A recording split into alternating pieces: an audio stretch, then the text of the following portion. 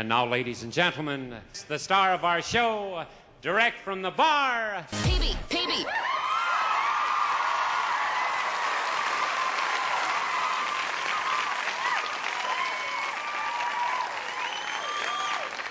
What's going on out there, peeps? Okay, people are asking me how come you're not doing a lot of videos again on Iraq. I said, what is there to talk about? They're too busy trying to establish the government. They still haven't done that.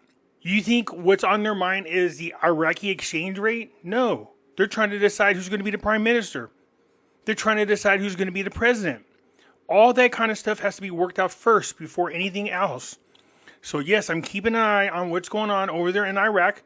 But the truth of the matter is, until they get their shit together and establish a government, you're not going to get a whole lot of too much. You know what I mean? Before we get started, do me a favor, hit the thumbs up button. If you're not a subscriber, please do so, because when you do, it helps out the channel, and I certainly do appreciate it.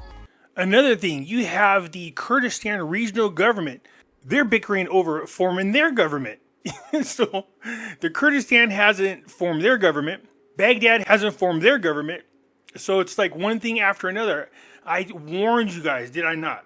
Didn't I warn you that elections are coming up? And when elections come, it's always a pain in the ass to deal with. And they sometimes could delay anything for a long period of time. Senior Kurdistan regional government delegation to visit Baghdad over the 2026 budget. A senior KRG delegation led by Finance Minister will visit Baghdad to negotiate the Kurdistan region's share of the 2026 budget and secure salary allocations. Again, fighting for salaries. Again, trying to negotiate on their portion of the budget. And that's the 2026 budget. And we're already towards the end of February of 2026. Trump on Iraqi Prime Minister, we have some options on that. So even though Trump can't force them to choose who's going to be the Prime Minister, he can try to influence the selection. That's something you usually don't want to see happen. But it's easy to see why it is that Trump would even get involved with the Iraqi Prime Minister selection. Now, he's wanting al-Sudani, is who he wanted, to help negotiate some kind of treaty between the United States and Iran to try to bring peace there, negotiate some kind of agreement so that there's no more bickering like they've been doing. But that doesn't mean it's necessarily going to happen. Another thing, too, I keep telling you, just because Trump doesn't like Maliki doesn't mean that Trump won't come up with some kind of negotiations with Maliki. Because Maliki's sneaky like that. I keep telling you guys, I know you're counting them out, but remember, al-Sudani backed out and let Maliki be the candidate that the coordinating framework negotiated. Is it set in stone? No, but that's currently where we are. There is no al-Sudani as prime minister. Right now, he's just the interim prime minister. As far as everybody's considered, Maliki is the prime minister. But it is interesting watching al-Sudani and Maliki both work as prime ministers side by side. But I'm just waiting for them to set something in stone. U.S. President Donald Trump said he is looking at the issue of the Iraqi Prime Minister and has some options about it. Trump said in a statement to the media, followed by mail, "We will see what happens, and we want to reach a deal, and everyone needs the United States.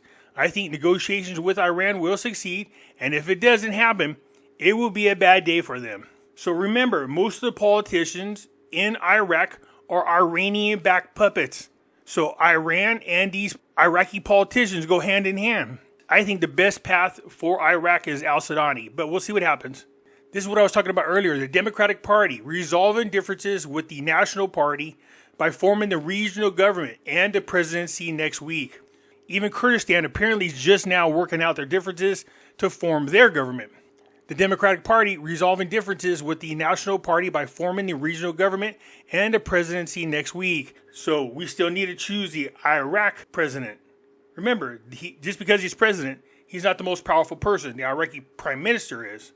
So al-Mendawi, a member of the Kurdistan Democratic Party, confirmed that disputes with the Patriotic Union regarding the formation of the Kurdistan regional government have been resolved, and he expects the issue of the presidency to be resolved during the anticipated meeting at the beginning of next week. Good, that's one step. But Prime Minister comes next. So al-Mendawi said to the news, in a recent meeting at a resort, they thawed out the ice between the two sides and witnessed a clear seriousness in resolving the disputes related to the presidency of the Republic, the formation of the regional government, and the activation of Parliament.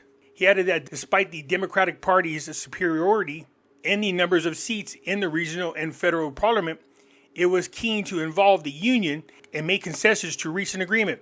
Al-Mandawi pointed out that the presidency of the regional government and the presidency of the region will be allocated to the Democratic Party in exchange for granting the presidency of the parliament, the 2 deputy prime ministers, and the president of the region to the Patriotic Union. He explained that the union will get 2 sovereign ministries in the Kurdistan regional government, including finance and Peshmerga, in addition to the 5 other ministries, while the rest of the ministries, including interior and national security, will go to the Democratic Party. Al-Mandawi explained that the position of the President of the Republic, the Kirkuk file, and the Kurdistan share of federal positions are still under discussions and have not yet been resolved. So you have Kurdistan's government hasn't been established. You have Baghdad's government hasn't been established. You guys, it's going to take a little time. The furthest thing from their mind is dealing with the exchange rate. Another issue that we got to keep an eye on is the Brent crude oil's price. It's below that target of $70 a barrel. It says $67.57. Remember, when it's below 70, which is the target that they set for the budget, when it's below the 70, then they run in a deficit. So right now it's at $67.57. So unfortunately, there's not a whole lot of news. We keep watching. I know people are out there and they have all these fluff pieces and they say this and they say that. It doesn't mean squat. Nobody knows for sure what's going to happen. Like I said before, al-Sudani had surrendered his candidacy to be the prime minister and allowed Maliki to be the candidate that the coordination framework has pushed forward. Now, is it set in stone? No, it's not. But that's where we stand at the moment. Maliki has not officially taken over the prime minister's position. We'll see what happens, okay? Anyways, I look forward to hearing from you. I'm out.